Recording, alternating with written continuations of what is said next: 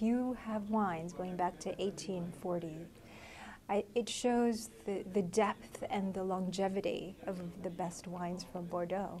This is an example of a wine that's 170 years old that still has some life.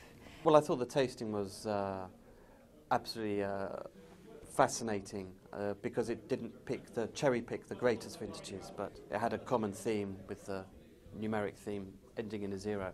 So you got the greatness of the wines, but also the faults as well.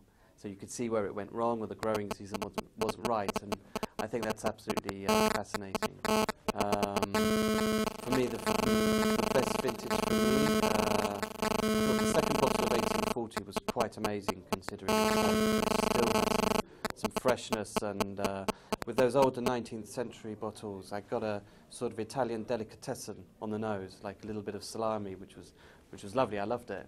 And then I thought the 1960 was surprisingly good, actually. I'm not saying it was the best wine, but it's the one that surprised me.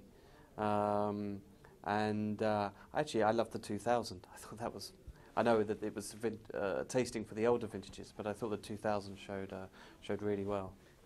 Among the older vintages, going back to 1840, I have to say my favorite was the 1900. I know the 1890 had a little bit more concentration, but I really enjoyed the finesse, the elegance, the still, I think, the nervosity behind the fruit of the 1900. That, to me, just is the epitome of finesse and elegance in Bordeaux. Among the younger vintages, I have to say I'm very impressed with the 2000.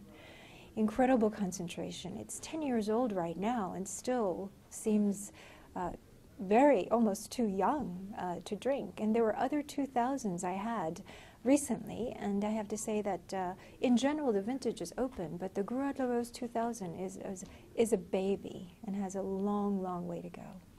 Of course, you had higher expectations for 1900. You had higher expectations for 1870.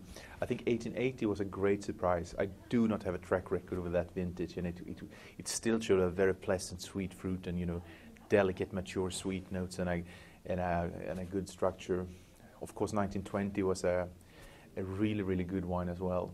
Even a vintage such as 1950, which is considered one of the strongest in the Medoc, still showed amazing vitality and energy.